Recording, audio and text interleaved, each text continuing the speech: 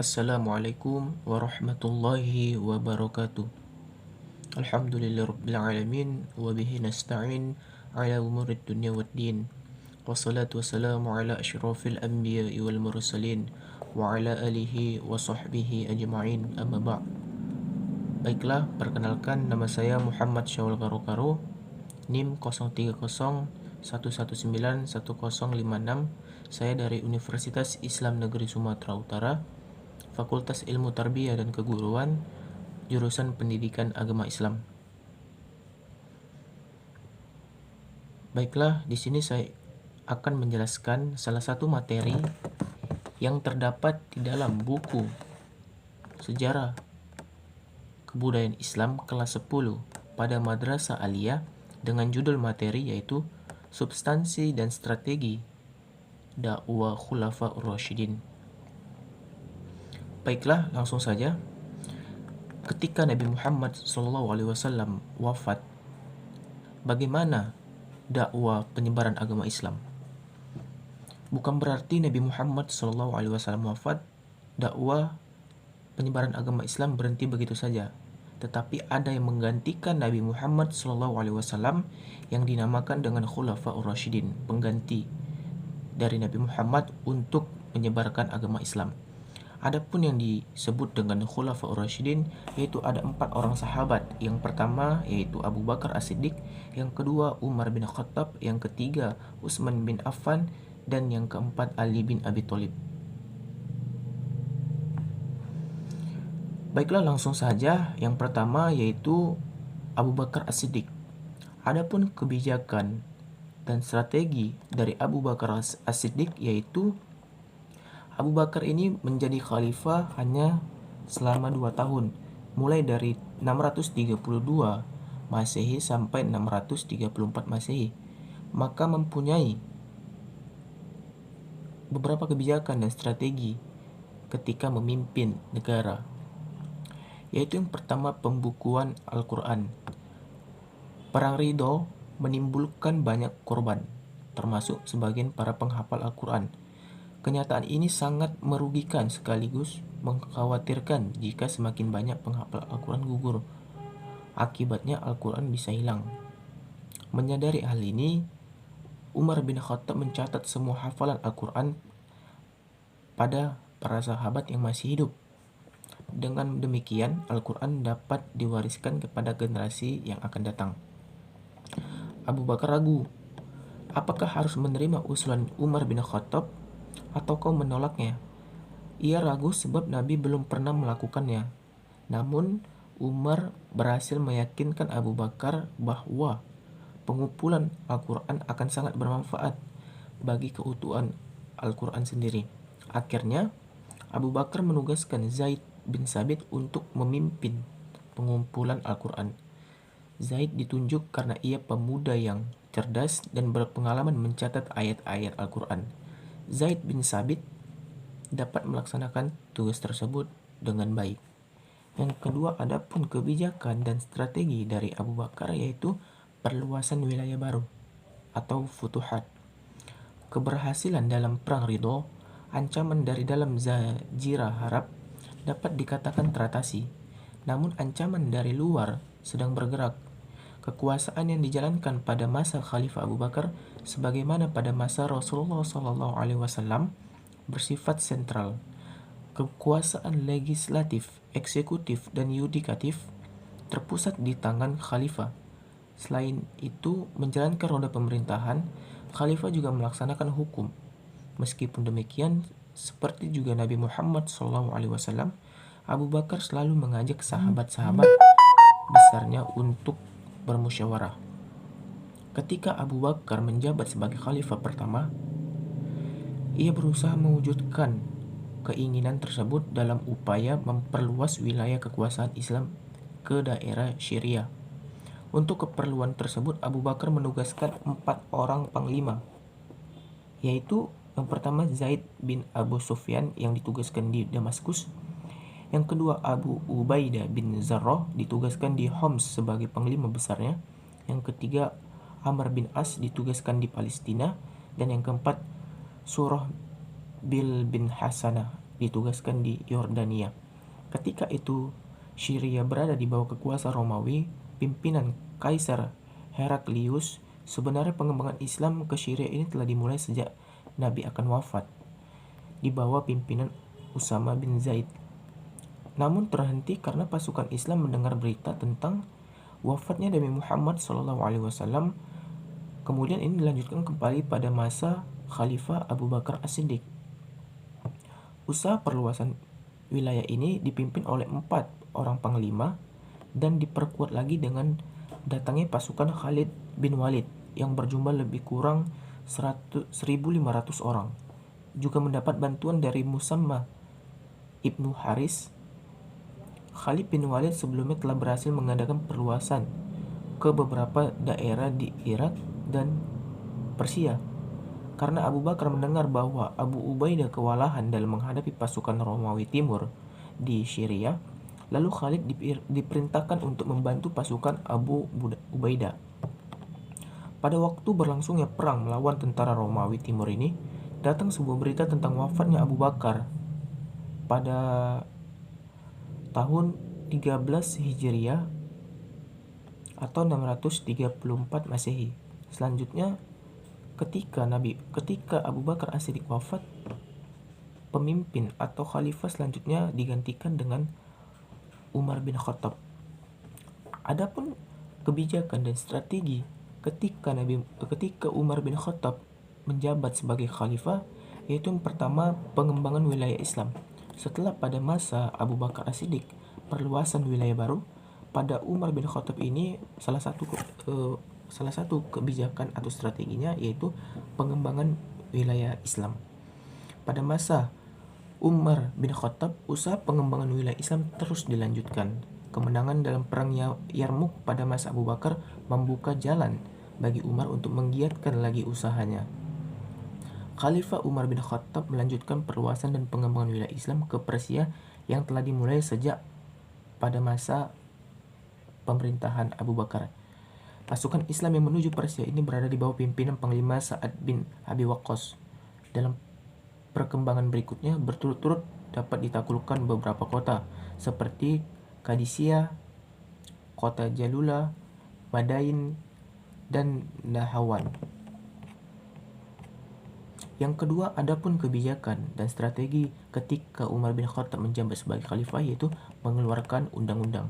Di antara jasa dan peninggalan Umar bin Khattab selama ia menjabat sebagai khalifah adalah menertibkan pemerintahan dengan mengeluarkan undang-undang. Diadakan kebijakan peraturan perundang-undangan mengenai ketertiban pasar, ukuran dalam hal jual beli, mengatur kebersihan jalan, dan lain-lain. Adapun selanjutnya kebijakan dan strategi Umar bin Khattab sebagai khalifah yaitu membagi wilayah pemerintahan. Khalifah Umar bin Khattab juga membagi daerah menjadi beberapa daerah pemerintahan, yaitu pemerintahan pusat dan pemerintahan daerah.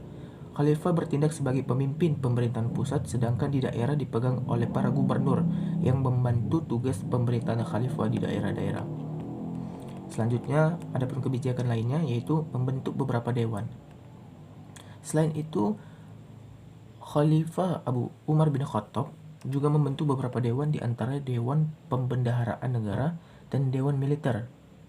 Ia juga membentuk utusan kehakiman, di mana hakim yang terkenal pada waktu masa Umar bin Khattab yaitu dengan Ali bin Abu Thalib.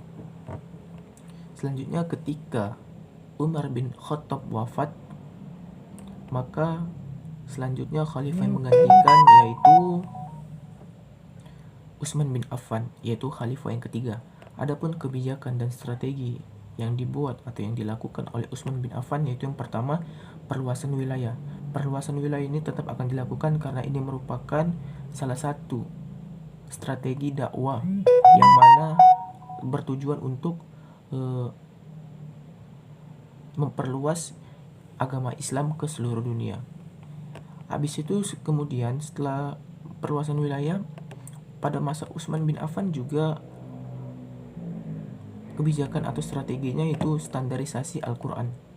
Pada masa Utsman terjadi perselisihan di tengah kaum muslimin perihal secara baca Al-Quran atau qiraat. Perlu diketahui terlebih dahulu bahwa Al-Quran diturunkan dengan beragam cara baca. Karena perselisihan ini hampir saja terjadi perang saudara. Kondisi ini dilaporkan oleh Huzaifah al-Yamani kepada Khalifah Utsman. Menanggapi laporan tersebut, Khalifah Utsman memutuskan untuk melakukan penyeragaman cara baca Al-Quran. Cara baca inilah yang akhirnya secara resmi dipakai oleh kaum muslimin. Dengan demikian, perselisihan dapat diselesaikan dan perpecahan dapat dihindari. Selanjutnya pada masa Utsman bin Affan, ada pun kebijakan dan strategi yang lain, yaitu pengangkatan pejabat negara. Pemerintahan Utsman berlangsung selama 12 tahun. Pada paruh terakhir masa kekhalifannya muncul perasaan tidak puas dan kecewa di kalangan umat Islam terhadapnya. Kepemimpinan Utsman sangat berbeda dengan kepemimpinan Umar. Ini mungkin karena umurnya yang lanjut diangkat dalam usia 70 tahun dan sifatnya sangat lemah lembut.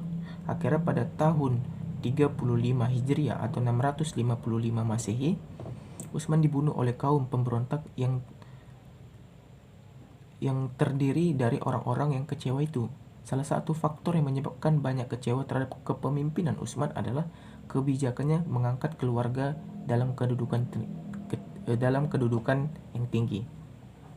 Selanjutnya ada pun kebijakan dan strategi lain dari Utsman bin Affan, yaitu pembangunan fisik. Meskipun demikian, tidak berarti bahwa pada masa Utsman bin Affan tidak ada kegiatan-kegiatan penting. Utsman berjasa membangun bendungan untuk menjaga arus banjir yang besar dan mengatur pembagian air ke kota-kota. Dia juga membangun jalan-jalan, jembatan-jembatan, masjid-masjid, dan memperluas Masjid Nabi di Madinah. Selanjutnya, ketika Utsman bin Affan wafat setelah dibunuh, maka khalifah dipimpin atau digantikan oleh Ali bin Abi Thalib, yaitu khalifah yang keempat. Pada masa Khalifah Ali bin Abi Thalib, ada beberapa kebijakan dan strategi yang dibuat oleh Ali bin Abi Thalib. Yang pertama yaitu penggantian pejabat lama dengan pejabat baru. Ini biasa atau wajar atau biasa sering terjadi oleh pergantian khalifah atau pemimpin. Yang kedua, penarikan kembali tanah hadiah. Ali juga menarik kembali tanah yang dihadiahkan Utsman kepada penduduk dengan menyerahkan hasil pendapatannya kepada negara dan memakai kembali sistem distribusi pajak tahunan di antara orang-orang Islam sebagaimana pernah diterapkan oleh Umar bin Khattab. Selanjutnya, kebijakan dan strategi oleh Ali bin Abi Thalib itu menghadapi para pemberontak. Setelah beberapa kebijakan diterapkan oleh Ali bin Abi Thalib, banyak sekali pemberontak saat Ali bin Abi Thalib menjabat sebagai khalifah.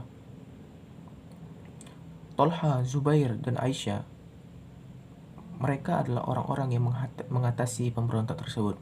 Alasan mereka, Ali tidak mau menghukum para pembunuh Utsman dan mereka menuntut bela terhadap darah Utsman yang telah ditumpahkan secara zalim. Ali sebenarnya ingin sekali menghindari perang. Dia mengirim surat kepada Tolha dan Zubair karena keduanya berunding untuk menyelesaikan perkara tersebut secara damai. Namun ajakan tersebut ditolak. Akhirnya pertempuran yang dahsyat pun terjadi. Perang ini dikenal dengan namanya Perang Jamal atau Perang Unta. Karena Aisyah dalam pertempuran ini menunggang unta, Ali berhasil mengalahkan lawannya. Zubair dan Tolha terbunuh ketika hendak melarikan diri. Sedangkan Aisyah ditawan dan dikirim kembali ke Madinah. Bersama dengan itu, kebijakan-kebijakan Ali juga mengakibatkan timbulnya perlawanan dari gubernur di Damaskus, yaitu Muawiyah, yang didukung oleh sejumlah bekas pejabat tinggi yang merasa kehilangan kedudukan dan kejayaannya. Setelah berhasil memadamkan pemberontakan Zubair, Tolha, dan Aisyah, Ali bergerak dari Kufah menuju Damaskus dengan sejumlah besar tentara. Pasukannya bertemu dengan pasukan Muawiyah di Siffin. Pertempuran inilah yang dinamakan dengan Perang Siffin. Perang ini diakhiri dengan tahkim atau arbitrase. Tetapi tahkim ternyata tidak menyelesaikan masalah, bahkan menyebabkan timbulnya golongan ketiga, yaitu Khawarij, artinya orang-orang yang keluar dari barisan Ali. Akibatnya di ujung masa pemerintahan Ali bin Abi Thalib, umat Islam terpecah menjadi 3 kekuatan politik, yaitu Muawiyah, Syiah pengikut Ali bin Abi Thalib, dan Al-Khawarij yaitu orang-orang yang keluar dari barisan Ali. Keadaan ini tidak menguntungkan Ali. Munculnya kelompok Khawarij menyebabkan tentara semakin melemah, sementara posisi Muawiyah semakin kuat. Pada tanggal 20 Ramadan 40 Hijriah atau 660 Masehi, Ali terbunuh oleh salah satu anggota kelompok Khawarij, yaitu Ibnu Muljam. Kedudukan Ali sebagai khalifah kemudian dijabat oleh putranya yang bernama Hasan bin Ali selama beberapa bulan. Namun, karena Hasan telah lemah sementara Muawiyah kuat, maka Hasan membuat perjanjian damai. Perjanjian ini dapat mempersatukan umat Islam kembali dalam satu kepemimpinan politik di bawah Muawiyah bin Abu Sufyan, di penguasa absolut dalam Islam tahun 41 Hijriah 661 Masehi. Tahun persatuan ini dikenal dalam sejarah dengan tahun Amul Jamaah. Dengan demikian berakhir apa yang disebut dengan Khulafaur Rasyidin dan dimulai kekuasaan Bani Umayyah dalam sejarah politik agama Islam. Demikian yang dapat saya sampaikan mengenai substansi dan strategi dakwah Khulafaur Rasyidin. Kurang dan lebih saya mohon maaf. Assalamualaikum warahmatullahi wabarakatuh.